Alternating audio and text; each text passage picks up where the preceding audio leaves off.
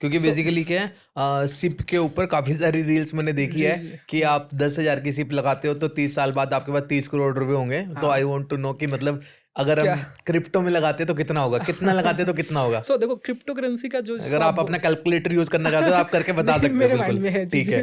तो crypto currency का जिसको किंग बोलते हैं ना, राइट, जो टॉप करेंसी वो बिटकॉइन है, ठीक है। उसमें ही पूरी दुनिया इन्वेस्टमेंट कर रही है, बड़ी बड़ी कंपनीज, बड़े बड़े फंड्स, इवन गवर्नमेंट, सब कोई उसी में इन्वेस्टमेंट कर रहा है। ठीक है। सो एक एग्जांपल देता हूँ आपको कि 2010 में अगर किसी ने बिटकॉइन में 10,000 रुपए लगाए होते एक बार, SIP की बात नहीं कर रहा हूँ, लमसम इन्वेस्टमेंट करके छोड़ दिया, राइट, और आज के डेट में उसके पास 4.5 करोड़ रुपए होते हैं। ओके, फॉर एग्जाम्पल ये तो चलो ये एक तो हो वो वाला गया। अमाउंट हो गया हाँ। जो जा चुका है। अब वी कैन नॉट मतलब इन्वेस्ट, अभी वो पास्ट है। हाँ। अब फ्यूचर की बात करते हैं। मैं आज में 10,000 रुपए लगाता हूँ हर साल, राइट, 20-30 साल तक, हाँ, तब क्या होगा बस। सो देखो अगर आप आज से भी 10,000 रुपए पर मंथ, 10,000 रुपए पर मंथ या पर ईयर, जैसे मर्जी चल मैं पर मंथ काउंट काउंट करते हैं। हाँ ना, पर मंथ। ठीक है। सो अगर आज से आप 10,000 रुपए पर मंथ इन्वेस्टमेंट कर रहे हो, हाँ, और अगर आप इस चीज को, राइट, 20 ईयर तक करते हो, ठीक सिर्फ 20 ईयर, आप यकीन नहीं करेंगे आपके पास में 600 से 700 करोड़ रुपए होंगे। आप कैलकुलेटर उठा के आप देख लेना, 600 से 700 करोड़ रुपए। करोड़ रुपए होंगे।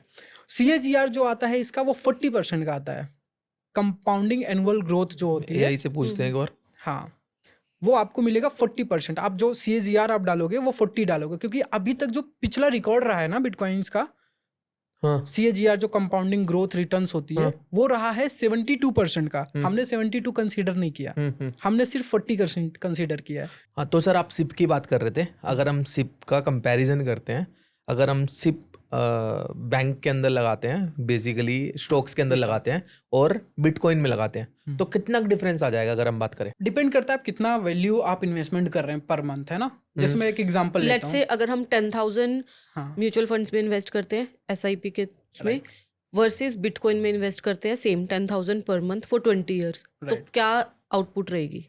सो अगर आप म्यूचुअल फंड्स में investment, sorry, stocks and mutual funds में इन्वेस्टमेंट कर रहे हैं 10,000 रुपए पर मंथ और 20 ईयर के लिए, 20 ईयर्स के लिए, तो ये अराउंड 1.5 इवन 2 इसी के आसपास होगा। डिपेंड करता है आपका CAGR, मतलब कंपाउंडिंग जो ग्रोथ है वो कितनी आ रही है। ठीक है, राइट।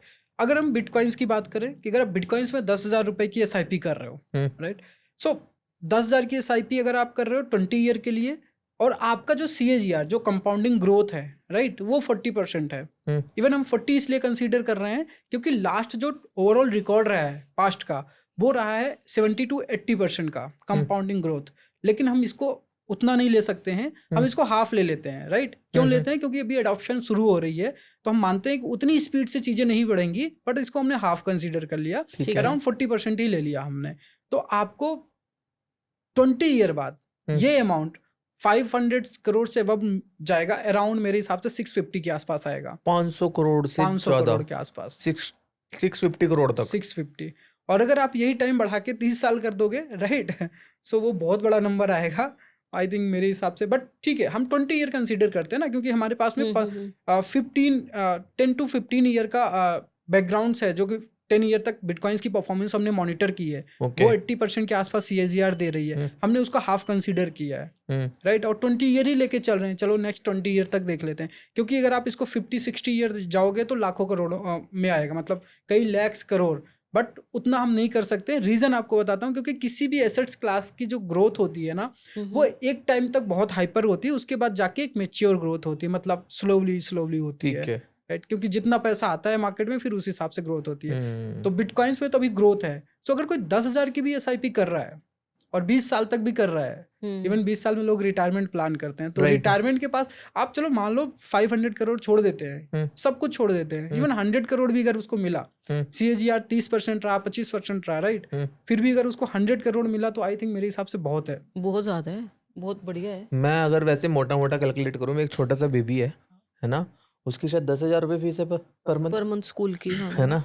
अगर 10,000 मैं उसकी फीस पे कर रहा हूँ, मैं साथ साथ 10,000 अलग से रखना स्टार्ट कर दूं, तो 20 साल की उम्र में वो 600 करोड़ का मालिक होगा। 600 करोड़ का। और ये भी आप ये समझ लो ना कि हाफ लगा रहे हो अभी, राइट, हाफ लगा रहा हूँ मैम, एग्जैक्टली हाफ। जो परसेंटेज ऑफ रिटर्न है हमने उसको हाफ कर दिया है। इवन आप अगर इसका भी हाफ कर लो, राइट, अगर आप 40 ना कंसीडर करके 30 ले लो, 35 ले लो, राइट?